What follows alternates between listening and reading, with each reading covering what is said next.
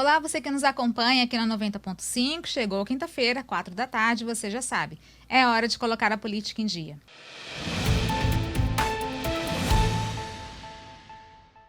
E hoje aqui comigo, o Tenente do Corpo de Bombeiros Assis, que é pré-candidato a deputado federal e está junto aí com o seu grupo à frente do PTB, aqui no estado, um dos partidos que dá sustentação ao governo Bolsonaro. Boa tarde, Assis, seja muito bem-vindo aqui no estúdio da Jovem Pan News Vitória.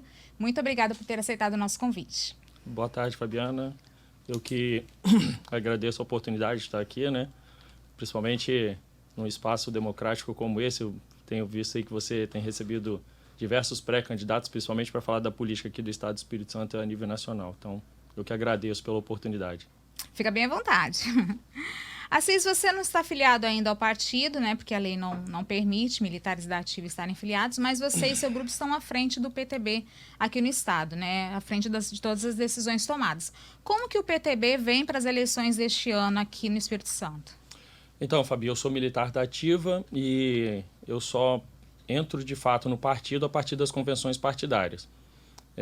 Em 2020, quando eu disputei a eleição para prefeito em Cariacica, eu disputei a eleição pelo PTB. Eles haviam me tirado todas as legendas para disputar a eleição em Cariacica e aí o PTB abriu as portas para a gente. Depois do resultado na eleição de 2020, o presidente Roberto Jefferson foi e pediu que a gente conduzisse o partido aqui no estado do Espírito Santo. Como eu não posso estar afiliado, não posso de fato presidir o partido, é como se eu fosse um presidente de honra do partido. E aí o presidente mesmo é o Bruno Lourenço. E a gente aqui no estado do Espírito Santo, a gente tem encaminhado, primeiro, na reeleição, como você falou, é o partido na base do presidente Jair Bolsonaro. Então nós vamos trabalhar a questão da reeleição do presidente aqui no estado e candidaturas também que estejam ligadas ao nosso presidente. Então esse é o caminho do PTB no Espírito Santo. Mas qual que é a meta do partido? Eleger quantos na chapa proporcional, federal, estadual?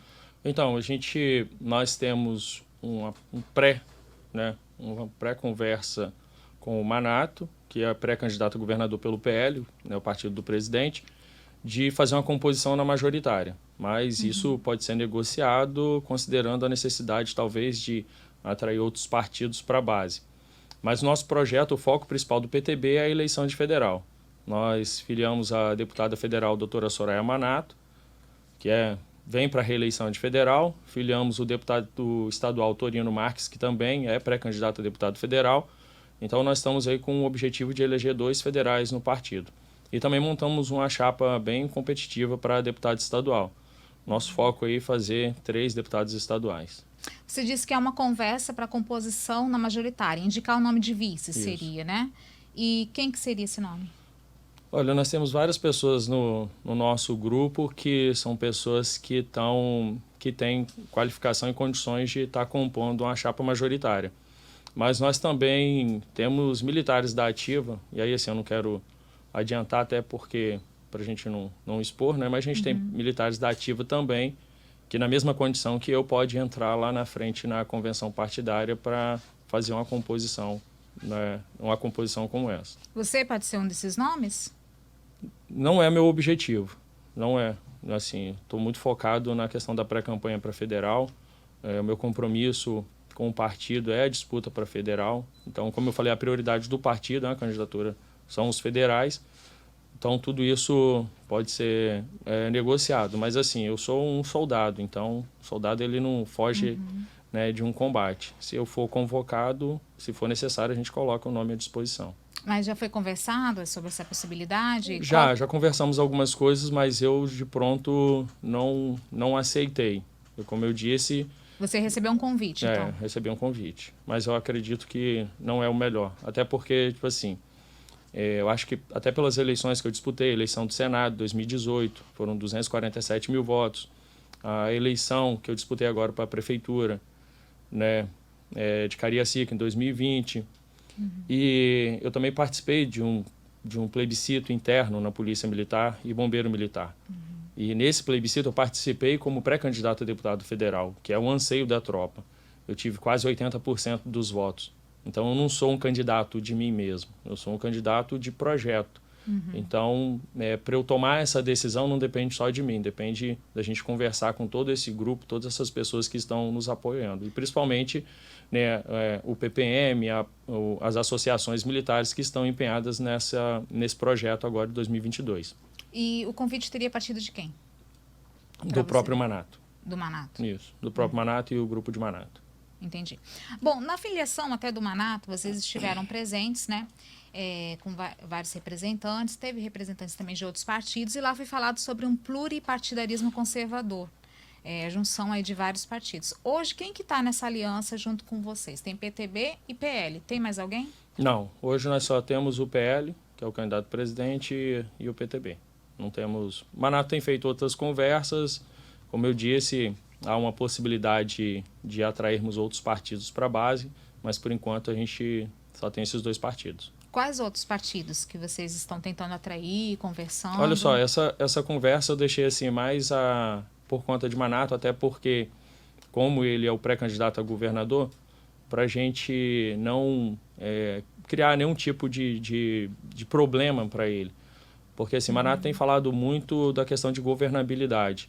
Então, ele entendendo que o partido é importante para a base dele, seja republicano, seja patriota, seja PSC, aí depois que ele começar a tomar essas decisões, a gente senta em conjunto para poder tratar do assunto. Mas, a princípio, assim, o PTB em si está participando agora no momento de conversa, não. Quem tem feito essas conversas é o próprio Manato. Você citou PSC, Patriota e Republicano. Esses 3 partidos estão juntos em outra candidatura, né? Que seria a pré-candidatura ao governo do Eric Musso. Há alguma possibilidade deles migrarem para vocês? Olha, como até as convenções, muita coisa pode acontecer. O que eu tenho acompanhado, até das próprias pesquisas, o que a gente tem visto é uma tendência de polarização nas eleições aqui do Espírito Santo, assim como é a tendência nacional. Quando a gente olha uma candidatura do Republicanos aparecendo ali com 2%, 3%, né? O próprio Aldifas também, ali 4%, o Guerino. Então, é muito difícil você sustentar uma candidatura ao governador com um percentual desse. Então, eu acredito que pode ser lá na frente, por uma questão de projeto, essa união. Então, eu acredito que é possível, sim. E seria uma união em torno do nome do Manato? Porque como que você tira um candidato, um pré-candidato que está acima de 10% nas pesquisas para colocar um candidato que tem 3%, 2%? É irracional, desculpa. Assim, com todo respeito, acho que é legítimo, é democrático, eu respeito todas as candidaturas. Se não houver composição, acho que todos devem ser candidatos.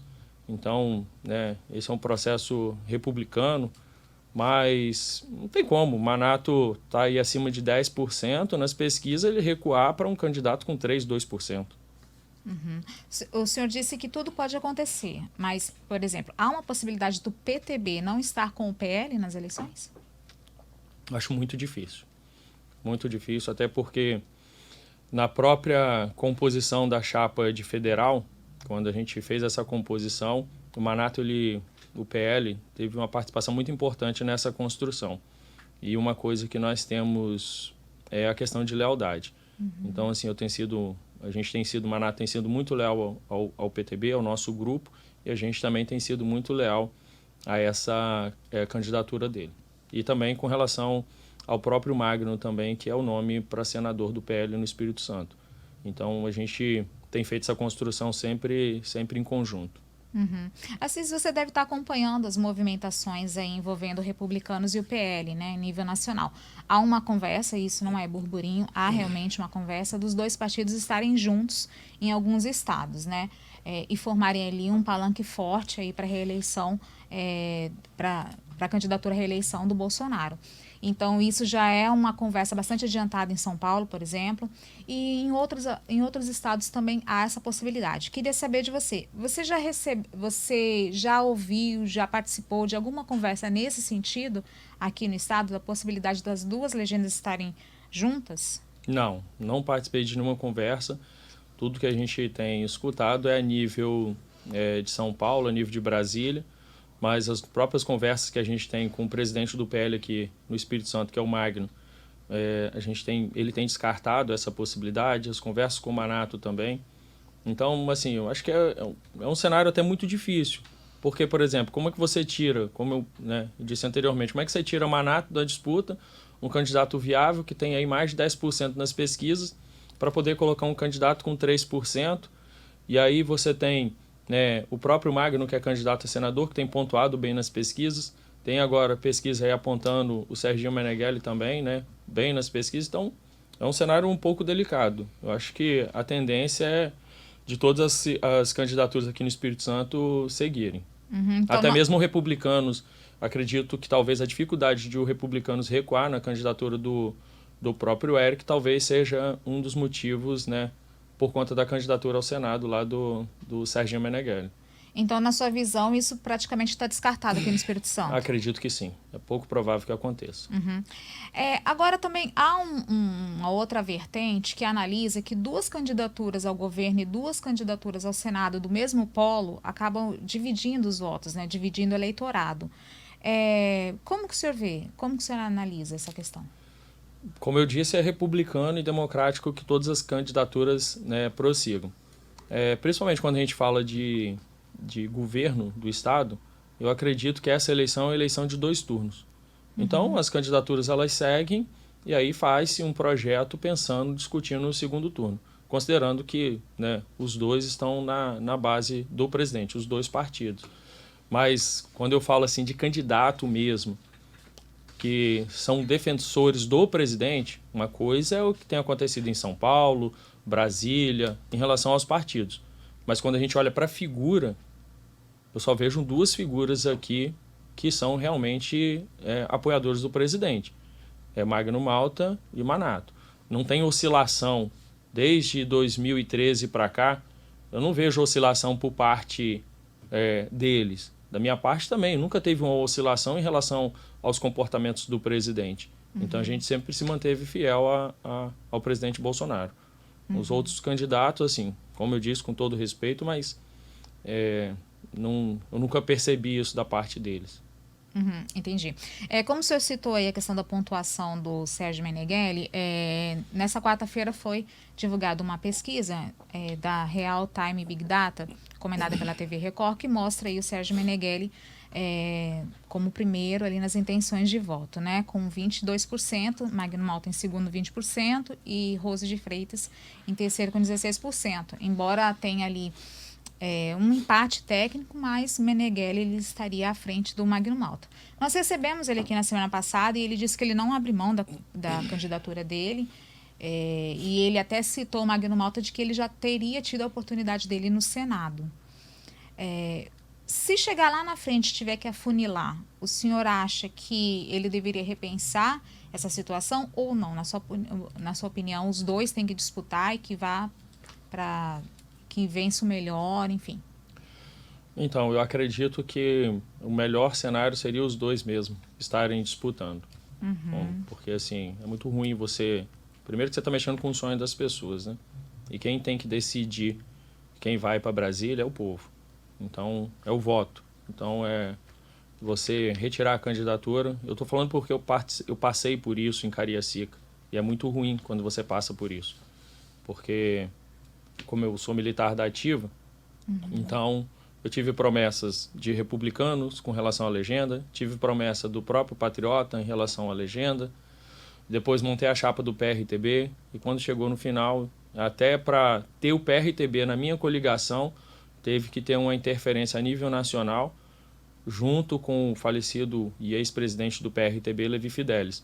Então, para poder ter um partido que eu montei no estado do Espírito Santo, que foi a nossa chapa, que inclusive elegeu um vereador em Cariacica. Então, isso é muito ruim, querer tirar a candidatura dos outros. Isso é mexer com a vida das pessoas, mexer com o sonho das pessoas.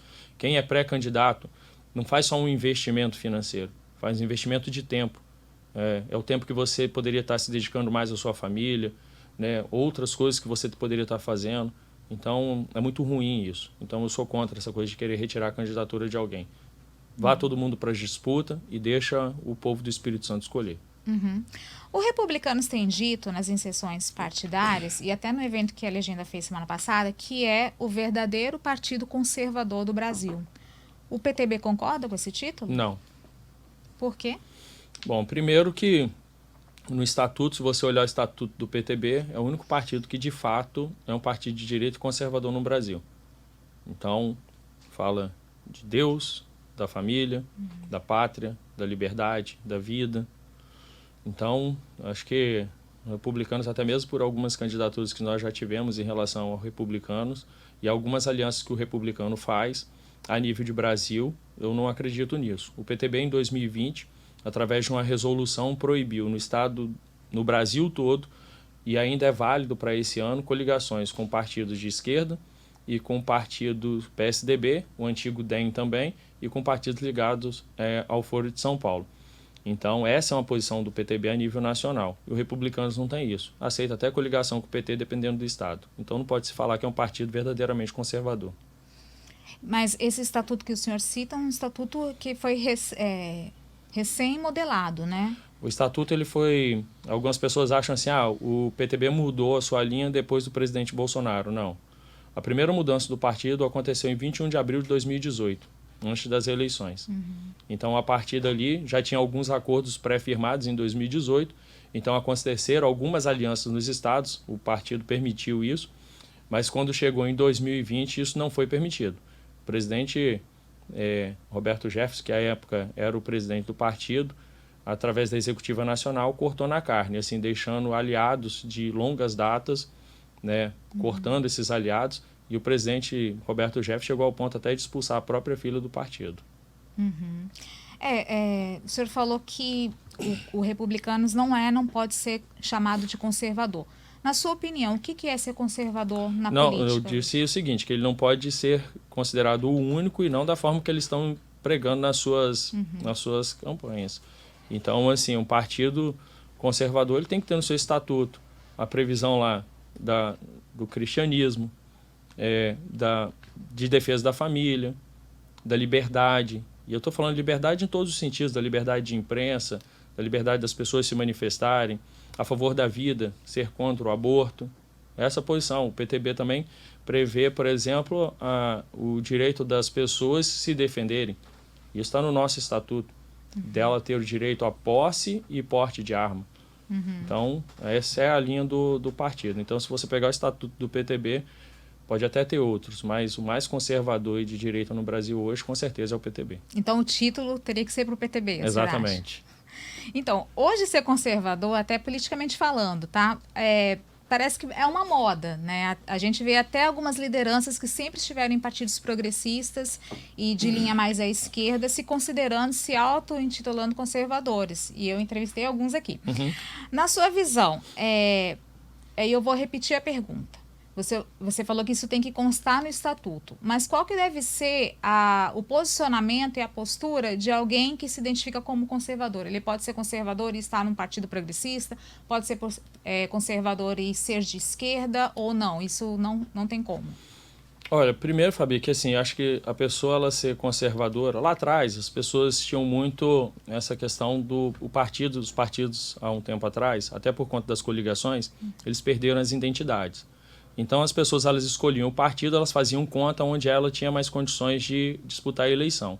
Então, a gente tinha pessoas, né, que você via pelo perfil dela, que era uma pessoa conservadora e tal, e ela acabava se filiando àquele partido para disputar a eleição. E logo depois, sempre na primeira janela, na oportunidade, ele saía. Agora não, a gente tem visto assim, os partidos com mais identidade. Então, hoje, uma pessoa que se diz conservador, de direita, que defende essas bandeiras, Deus, família, pátria, liberdade, vida, está num partido de esquerda, eu acho que é incompatível. Então, eu, por exemplo, não me filiaria e entendo que também essas pessoas, né, não deveriam estar lá se realmente são conservadores e de direita. E todos os filiados do PTB são conservadores? Todos. Nós tivemos o cuidado, a gente pode errar. Tá, Fabi? A gente pode errar, mas a gente teve o cuidado de conversar com todas as pessoas antes em relação a isso. Recentemente, Assis, vocês promoveram um evento, né? Acho que foi o primeiro evento dos Leões Conservadores, não é isso? Isso. Foi o primeiro? Aqui no estado do Espírito Santo. Sob a sua liderança, né? Que contaria aí com a participação do deputado federal Daniel Silveira, que acabou não vindo. A adesão do evento também não foi tamanha o que vocês esperavam, né? Foi uma adesão menor. O que aconteceu para ele não vir? Duas perguntas, Ioma.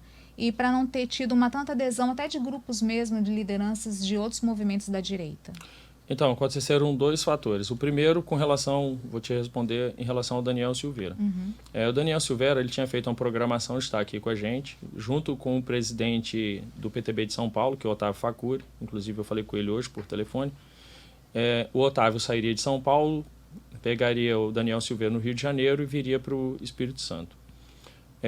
Só que aí o que aconteceu? No dia anterior, o Faca, né, a gente chama ele assim, ele fez contato comigo e falou assim: olha, eu fui intimado para estar na Polícia Federal para poder dar explicações de ter embarcado o Daniel Silveira do Rio de Janeiro para um evento em São Paulo.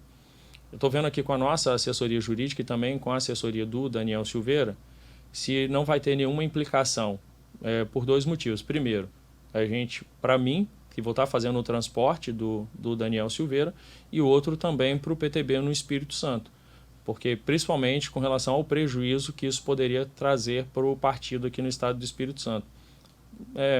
As preocupações, tipo de bloqueio de contas, né, essas coisas. Então, assim, a gente, principalmente agora no ano eleitoral, não seria interessante. Então, a gente acabou chegando num consenso ali que era melhor deixar e a gente montaria um sistema para que o Daniel Silveira pudesse entrar de forma online.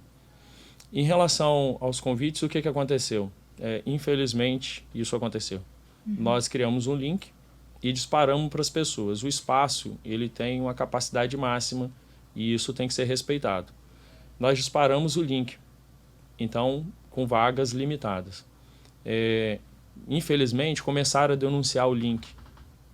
Como fizeram isso, não sei, mas começaram a denunciar o link e derrubaram o link. E pior do que isso, quando derrubaram o link, ele estava vinculado, e aí até admito um erro, foi um erro da nossa equipe lá, estava vinculado ao e-mail que a gente tinha o Drive com os nossos arquivos. E aí bloquearam tudo. Então a gente não conseguia confirmar para as pessoas que elas tinham sido inscritas. Então elas não receberam o e-mail de volta confirmando a inscrição. Então depois muitas pessoas mandando mensagem. E aí a gente estava respondendo aquelas que a gente conseguia, que elas poderiam ir para lá, que a gente faria as inscrições no local. Então, infelizmente, aconteceu esse tipo de coisa, Fabiana. Hoje vocês têm o apoio de todos os movimentos da direita para as candidaturas hoje já afirmadas no PL e no PTB? Sim, a gente tem. Por exemplo, amanhã mesmo eu tenho um evento na Serra com o pessoal da direita Serra. Em Vila Velha a gente tem o pessoal da direita Vila Velha. Então, assim, os grupos de direita aqui no estado do Espírito Santo, eles não têm assim, o candidato. Tem dois candidatos, que são os dois majoritários, que é pré-candidatos, né? Que é o Manato e o Magno Malta. Agora, o apoio deles são as candidaturas proporcionais. Então, assim, de apresentar os candidatos federais e estaduais do PL e os candidatos federais e estaduais do PTB. Esse é o trabalho que eles têm desenvolvido no estado do Espírito Santo. Bom, você que nos acompanha aqui na Jovem Pan News Vitória, nós estamos falando com o Tenente Assis, pré-candidato aí a deputado federal pelo PTB. Nós vamos para um rápido intervalo, mas não sai daí que é rapidinho.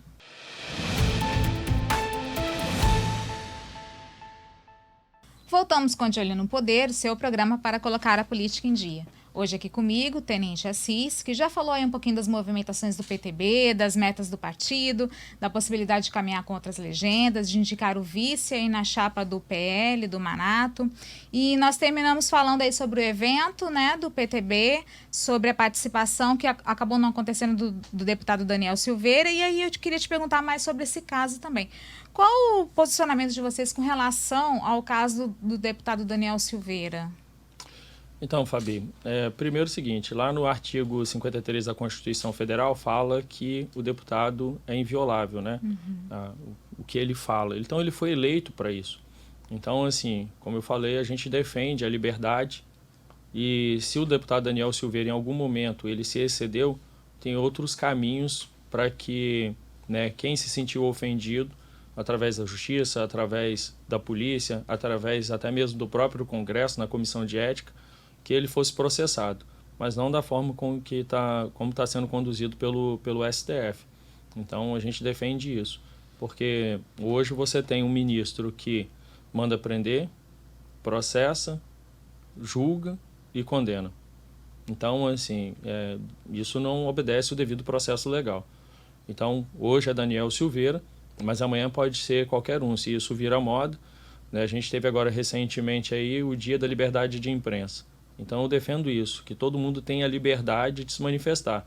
E se em algum momento se sentir ofendido, você tem os caminhos legais para poder buscar essa correção. Porque se a gente for nesse mesmo caminho, por exemplo, o ex-presidente Lula, em uma manifestação, ele disse para os militantes ir ameaçar os familiares dos parlamentares. Então, tem que ser conduzido, então, ele para o mesmo processo que o Daniel Silveira. E pior, o Lula não tem mandato. Então, ele não tem imunidade nenhuma. Então, ele deveria ter sido preso também por conta desse tipo de ameaça contra parlamentares. Uhum. Com relação até essa bandeira da liberdade de expressão, essa semana nós tivemos um caso que está repercutindo, né, sobre a dona de um restaurante em São Paulo que criticou o Bolsonaro e seus eleitores. E desde então ela tem sido alvo aí de alguns ataques, assim, alguns até pesados assim na internet. E pessoas até que não frequentam o restaurante dela estão fazendo críticas para despencar a avaliação. Eu até vi uma postagem sua a respeito, o senhor falou, volta para a Argentina, Paola. Não é um pouco, de repente, contraditório defender a liberdade de expressão quando aquela pessoa pensa como a gente, mas aí quando discorda, essa pessoa não tem também essa liberdade, seria uma liberdade de retaliação? Como que o senhor vê essa questão? Olha, Fabi, o que acontece? A gente nem sempre vai acertar nos nossos posicionamentos, ok? Mas o que acontece? Da mesma forma com que ela se expressou, ela tem a liberdade dela se expressar, eu também, através das minhas redes, estou me expressando da forma como eu penso. Agora, o que acontece? Ela saiu de um país, veio para o Brasil, foi muito bem recebida pelo Brasil, e aí quando chega aqui, ter esse tipo de comportamento. Então, assim, da mesma forma com que ela se manifestou, eu também tenho me manifestado e as outras pessoas têm se manifestado. Se ela, por algum momento ou por algum motivo, se sentiu ofendida por alguma manifestação minha, ou de qualquer outro, que ela busque os caminhos legais para poder ser reparado desse dano. E assim, da mesma forma que ela também, quando criticou o presidente, eu também acho que também deveria ser buscado os caminhos legais para poder ser reparado isso. Mas o próprio presidente não se sentiu ofendido, aí fica por conta de nós, militantes e defensores do presidente, fazer isso. Mas você não acha que, de repente, em alguns casos, dois pesos, duas medidas, no sentido de que acaba que para quem critica o presidente Bolsonaro, há uma série de ataques até mais pesados do que, por exemplo, quem do outro lado? O que você Não, acha? do outro lado é a mesma coisa. Então, esse embate aí nas redes sociais, isso a gente brinca que é o fla-flu das redes sociais. Então, a paixão, né, dos campos de futebol que exatamente. Foi para a política. Bom, em pesquisas recentes aí, o presidente tem aparecido em segundo lugar. Ele diminuiu aí um pouco a diferença com relação a Lula, que está em primeiro lugar, depois da saída do Moro. Alguns analistas veem que o eleitorado do Moro teria migrado em grande parte para Bolsonaro. O senhor acha que a eleição esse ano vai ser polarizada como a de 2018? Ou existe aí uma possibilidade de uma terceira via vir e surpreender? Está tendo algumas movimentações também nesse sentido, mas qual que é a sua opinião hoje? Bom, a minha opinião, primeiro assim, Fabi, eu tenho um pouco de dificuldade, né? Eu tenho acompanhado algumas pesquisas, como eu falei, até citei aqui, mas eu tenho algumas dificuldades com relação aos institutos de pesquisa. Infelizmente, eu não vou mais ou menos assim citar um fato em Cariacica, mas como é difícil quando você fala alguma coisa, você não tem como provar. Mas, por exemplo, eu tive propostas, Fabi, de manipular pesquisa de opinião para a eleição, tá? Então, deixar isso eu não tenho como provar. Estou deixando muito claro aqui que eu não tenho como provar, mas eu passei por isso. E quando você olha as pesquisas em Cariacica, todas as pesquisas em Cariacica, eu aparecia em quinto, sexto, sétimo. Cariacica teve 14 candidaturas a prefeito. E quando chegou no final, eu apareci em terceiro na votação. Apareci em terceiro, só fiz 14 dias de campanha, porque eu peguei Covid durante o período de eleição, então eu não podia sair nas ruas, eu estava com 60% do pulmão comprometido, fiquei em casa e eu só consegui fazer 14 dias de campanha. Mas quando a gente ia para as ruas, o sentimento das ruas, eu falei, cara, é impossível, como que eu estou em sexto, sétimo nas pesquisas? sabe? Então isso é muito ruim, esse modelo de pesquisa que tem. Então, assim, com todo respeito, mas eu não acredito nessa pesquisa em relação ao presidente e em relação ao Lula. Cara, Lula não consegue nem sair na rua, sabe? O presidente, onde ele chega, ele é carregado, ele é ovacionado. Então, eu, sinceramente, assim, não acredito. Em relação ao estado do Espírito Santo, se a gente considerar que as pesquisas estão corretas, eu acredito que não tem chance para a terceira via, nem no Espírito Santo e nem a nível de Brasil. Vai ser uma eleição polarizada mesmo. Presidente Bolsonaro contra o PT, assim como foi em 2018. Você acha que o presidente Bolsonaro está acima? Acredito. Tem muito acima. Com grandes chances de uma eleição, inclusive, em primeiro turno. E qual que vai ser a estratégia aqui do palanque do Bolsonaro para pedir votos para o presidente e para também os seus aliados? Olha, aqui vai ser... Quais serão as bandeiras? Desculpa te interromper. Quais serão as bandeiras, as estratégias? Olha, de falar de tudo que o presidente tem feito, a gente sabe de todas as dificuldades que o presidente enfrentou, principalmente nesse período de pandemia, mas o presidente ele sempre teve essa preocupação com relação à composição dos ministérios. Então, assim, a gente vê que não teve, né, por exemplo, um caso de corrupção nesse governo. Então, são essas coisas. E o presidente ele precisa de mais 4 anos. 4 anos é muito pouco para poder, principalmente no período que a gente passou agora de pandemia, é muito pouco. Então, a gente precisa ele reeleito por mais 4 anos. E aí, sim, a gente, né, vê depois desses 4 anos quem seria o próximo conservador para estar à frente do Brasil. Mas as principais bandeiras que vocês vão levar para as ruas, quais serão? Serão sempre as mesmas, né? Que a gente defende de Deus, pátria, família, liberdade, vida, né? Do povo ter direito à posse de arma, ao porte. A gente vai continuar defendendo isso. Como foi em 2018, vai ser agora em 2022. Nada diferente disso. O PTB é um partido, pelo menos de 2018 para cá, mais ideológico, né? Vamos colocar assim. E defende, como você acabou de falar, essas pautas mais ideológicas. Eu estava conversando aqui até com um pré-candidato ao governo e ele disse que foi conversar com... foi nas comunidades mais vulneráveis, conversar com o pessoal que mora mais em situação de vulnerabilidade social. E as principais preocupações que ele encontrou nessas conversas, nesses encontros, foi com relação à pauta econômica, à pauta financeira, a dificuldade que as pessoas estão tendo diante da inflação, de se alimentarem, de pagarem o gás, de pagarem a energia, enfim. Essas preocupações vão fazer parte também das pré-candidaturas dos conservadores ou vocês vão focar na pauta ideológica? Não, isso com certeza, Fabi, sempre faz parte. Mas, assim, eu também estou na periferia. Eu também tenho andado na periferia. Sabe, eu cresci em Piranema, né, em Cariacica. Então, assim, eu sei o que é periferia, eu tenho andado. E, assim, eu tenho visto pessoas simples falando de votar no Bolsonaro. Eu vou lá reunir na comunidade e tal, não sei o que, a pergunta que eles fazem. Eu tive, por exemplo, deve ter umas 3 semanas, eu tive no bairro Aparecida, em Cariacica, numa comunidade. E aí o pessoal lá, não, aqui a gente é Bolsonaro. Então, assim, a gente tem visto isso, sabe? E é claro, mas principalmente com relação à parte do executivo, e aí no caso, né, Manato, os outros candidatos a governador, sim, eles têm que ter essa maior preocupação com relação às pautas econômicas, mas vai fazer sim parte do nosso projeto para estar também com relação ao nosso presidente e também o candidato a governador aqui no estado. O senhor é pré-candidato a deputado federal. Sim. A Câmara Federal está discutindo aí a possibilidade de colocar um teto, né, um projeto de colocar um teto no ICMS cobrado dos combustíveis, energia, comunicação, transporte. Se o senhor estivesse lá, qual seria o seu voto? Meu voto seria a favor, até porque isso traz um benefício para a população. Em contrapartida, diminui a arrecadação do Estado.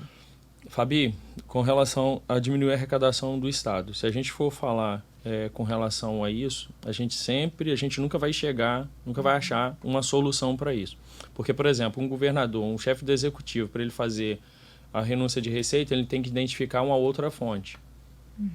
Sabe? Então, isso tem que estar sendo discutido a nível nacional. Então, se o governo federal está sendo discutido isso através do ministro Paulo Guedes, com a equipe econômica, então eles estão entendendo que é viável.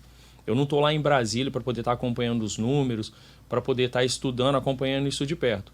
Mas pela confiança que a gente tem pela equipe econômica do presidente, então a gente acredita sim que é viável. Uhum.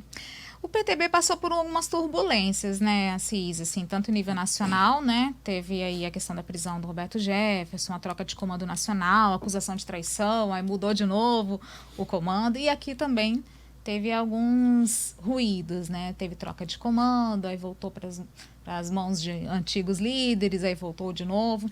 Como é que está o partido hoje? Está pacificado ou ainda não tem uma segurança para ir para o pleito? Pode acontecer alguma surpresa aí nessa pré-campanha? Não, 100% seguro o partido no Brasil.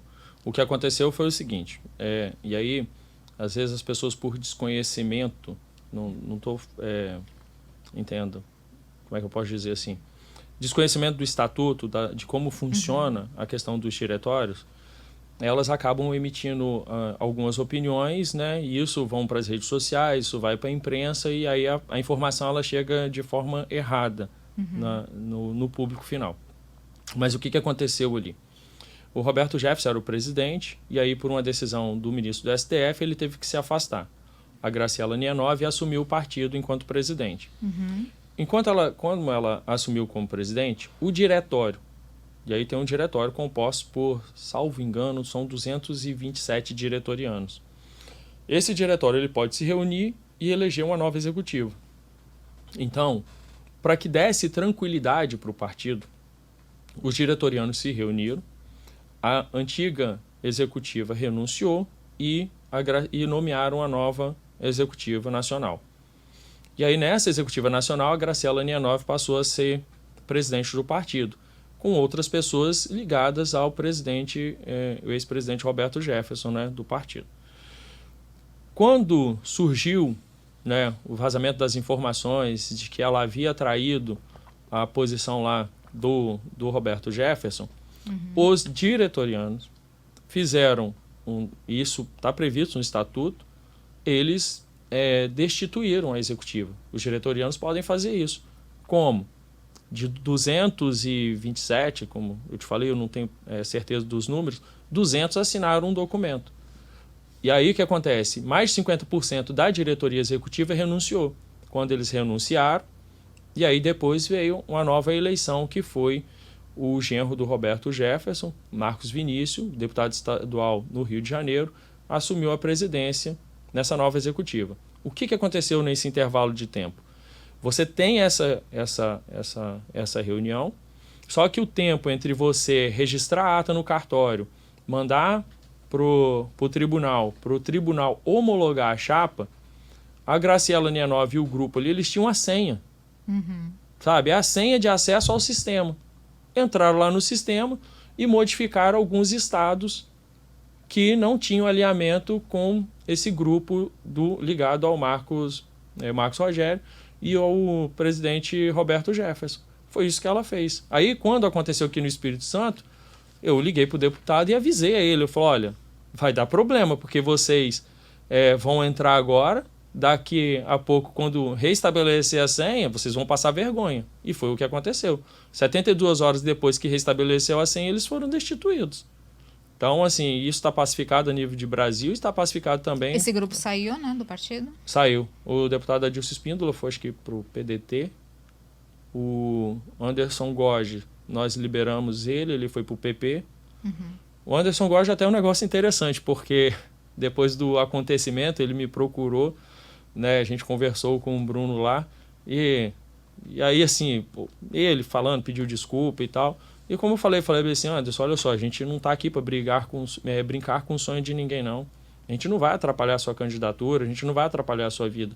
Só que, assim, pelos seus posicionamentos, dentro do que o PTB é hoje, então é melhor você seguir outro caminho, cara. A gente não vai travar você de sair do partido, não. Aí, pô, vocês vão fazer isso? Eu falei, vamos, pode ficar muito tranquilo em relação a isso. A gente não Pelo vai... fato dele ser aliado do Casa Grande, do governador Casa Grande? Isso, a gente falou assim, pode ficar tranquilo, cara, a gente não vai brincar com o seu sonho, não. Entendeu? Só que é incompatível hoje a posição do PTB, você está aqui com a gente. Então, vamos, o que você acha da gente e você ir para outro partido. E aí a gente chegou ali numa composição amigável, e aí ele foi, né, pediu para sair do partido, a gente conversei com o Bruno e tal, e ele foi liberado. E hoje ele está lá no partido e tal. E hoje, assim, a gente até se fala, então por isso que eu tô falando assim, Fabi, é tudo uma questão de respeito, sabe? Eu não faço inimigos na política. Eu tenho adversários, mas inimigo eu não faço. Porque no final, quando a gente estiver lá no parlamento, Deus abençoando e estando lá no parlamento, cara, a gente está lá e a gente precisa, todo voto ele é importante. Até falando sobre essa questão do GOG e do alinhamento que ele tem com o governador Casagrande, você disse que a sigla tem, principalmente por parte do Manato, tem conversado com outros partidos. Mas vocês chegaram a conversar com algum pré-candidato ao governo? Por uma possibilidade de estarem juntos? Não. Quem fez essa conversa, o único Manato, eu sei que ele teve, acho que com o Guerino, tem conversado muito, né, com ele. Manato tem conversado também com o pessoal do Republicanos. Até mesmo por conta de 2018, a gente tem uma relação muito próxima com... Sim, que vocês estiveram juntos, Estivemos né? juntos. Então, mas quem tem feito essas conversas mais é Manato mesmo. Tá. Assis, você foi escolhido, como você já falou, numa eleição, num plebiscito interno do Projeto Político Militar, não é isso? PPM. O que isso significa? Que você tem o apoio de todos os militares para se candidatar? Qual que é o significado e o peso dessa eleição do PPM? Bom, não necessariamente você tem um apoio de 100%, porque isso é praticamente impossível, mas o que acontece? Isso já é uma coisa que é de costume na instituição militar aqui no Espírito Santo. Isso já aconteceu no passado. Aí voltamos com isso em 2018 e deu certo em 2018. Né? A gente elegeu 2 deputados estaduais pelo projeto político, 1 deputado federal. E eu fui candidato ao Senado pelo projeto político e tive 247 mil votos. Então, assim, isso mostra a força da Polícia Militar, do Bombeiro Militar empenhada nesse projeto. Eu falo que esses 247 mil votos não são meus. Eu tive voto nos 78 municípios.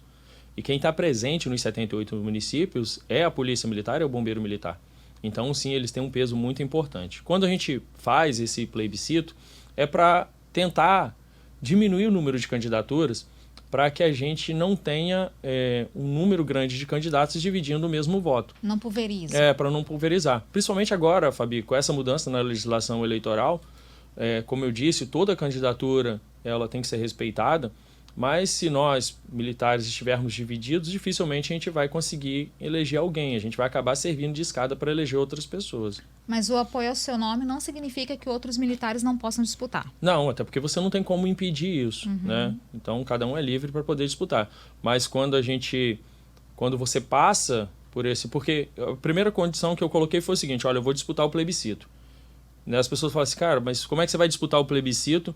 Pô, você é um cara que disputou a eleição para senador, teve 247 mil votos, foi candidato a prefeito em Cariacica, que foi bem votado. Você é um candidato viável. E se você não passar no plebiscito? Eu falei, eu não sou candidato. Porque eu não posso ser candidato de mim mesmo. Então, topei o desafio e tive quase 80% dos votos. Então, isso tem um peso muito importante, principalmente quando a gente vai conversar com os militares. Na sua opinião, há um alinhamento de maior parte dos militares com o bolsonarismo? E, se sim, ao que o senhor acredita isso? Eu acredito que sim. Eu acredito isso até pela questão de identidade. A maioria dos militares, né, a gente não pode falar de todos, mas a maioria dos militares são conservadores e de direita. Até porque quando você escolhe ser militar, você tem esse viés, entendeu? É muito difícil. São poucos os militares que são, né, de esquerda, acredito que no Brasil. Até no Espírito Santo também. A gente tem visto isso quando a gente vai para dentro dos quartéis e conversa com os militares. Aqui no Espírito Santo tem um pré-candidato ao governo, de um partido de extrema esquerda, inclusive, PSTU, que é o Capitão Souza. Nós conversamos com ele também. Inclusive, ele responde a alguns PADs, né, e IPMs, por ter participado de manifestação de rua contra o governo federal e por ter postado algumas coisas no Instagram. A defesa dele diz que ele sofre perseguição política. O senhor acredita que exista isso com relação a militares que se identifiquem mais com progressistas e mais com partidos de esquerda? Não, Não acredito. Eu já respondi processo, eu já respondi PAD, já respondi IPM. Mas por manifestação política? Por manifestações políticas. Então, assim, cada um precisa saber como se posicionar. Então, eu não acredito que tenha esse tipo de perseguição, não. Particularmente, eu, Assis, como eu disse, eu defendo a liberdade. Eu defendo a liberdade dele se manifestar, de se expressar, da posição política dele, eu respeito, sabe? Então, assim, a gente vive num país livre e democrático. Mas ele, principalmente ele enquanto oficial, ele sabe que ele tem algumas limitações em relação aos posicionamentos. Então, assim, se ele se excedeu, aí ele sabe que tem um regulamento aí que ele responde, né, à luz do regulamento. Ele nunca foi enganado em relação a isso. Saindo um pouquinho da política, Assis, você é bombeiro, né? O que te fez escolher essa profissão? Então, Fabi, eu sou bombeiro, assim, caraca, pesado essa pergunta porque, como eu falei, eu cresci lá em Piranema, sabe? E eu sempre quis muito, assim, sempre que eu comecei a trabalhar com 8 anos de idade, né? E sempre para ajudar a minha mãe. E aí uma guarnição de bombeiro foi apagar um incêndio do lado da escola onde eu estudava, no Teodomiro Ribeiro Coelho. E aí eu fui e falei, caraca, que maneiro e tal. Vi aquela viatura, eu fiquei encantado. Eu falei bem assim, eu já tinha essa coisa com relação à questão de ser militar. Por conta de não é tio, mas era como ele cuidava das crianças na rua ali, o falecido sargento Duque. Ele cuidava, era como um segundo pai pra gente, ele é um policial militar, então a gente tinha essa paixão. Mas aí quando eu vi o bombeiro, eu falei, caraca, eu quero ser bombeiro. E eu falo assim porque...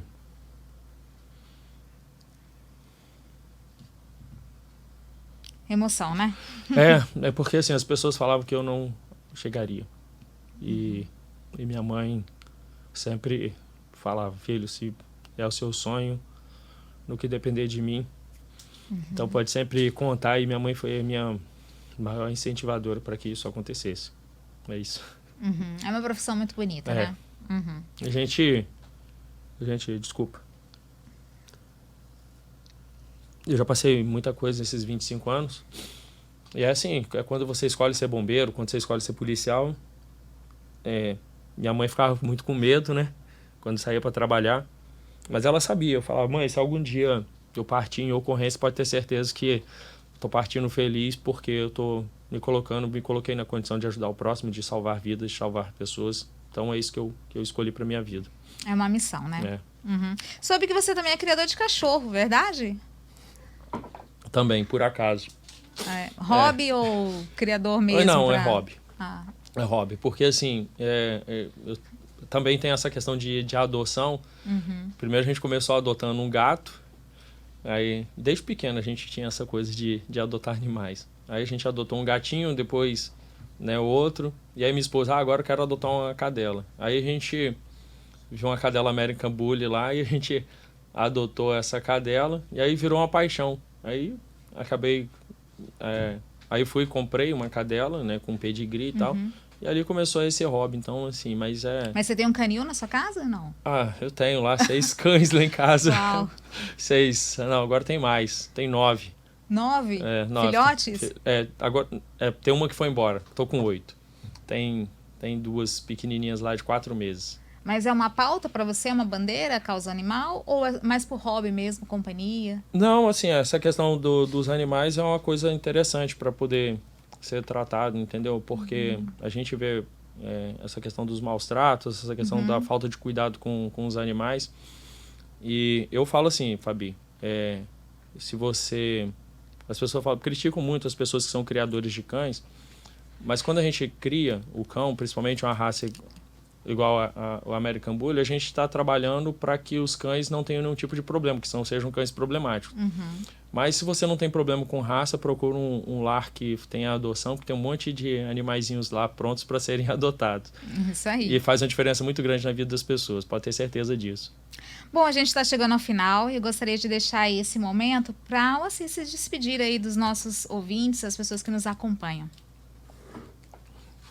Bom, Fabi, primeiro quero agradecer pela oportunidade de estar aqui, por esse espaço, democrático, republicano, que você, né, que a Jovem Pan News tem proporcionado a todos, seja de direita, seja de esquerda. Em 2022 a gente tem um processo de eleição e que o mais importante, que o povo, primeiro, busque direção de Deus. É nisso que eu acredito. Toda autoridade, ela vem de Deus. Que o povo busque a direção de Deus e tenha muita certeza em quem eles estão escolhendo, para quem eles vão mandar para Brasília, quem vai estar na Assembleia Legislativa do Espírito Santo, quem vai ser o nosso governador, quem vai ser o nosso presidente. Afinal de contas, o resultado final disso é o que vai ser de benefício para o povo do Brasil e do Estado do Espírito Santo. Obrigado. Obrigada, Cisa. Obrigada a você que nos acompanhou em mais um De Olho no Poder. Toda quinta nós temos um encontro marcado aqui para colocar a política em dia. Se você perdeu nos programas anteriores, todos estão disponíveis no portal da Folha Vitória. Um abraço e até a próxima.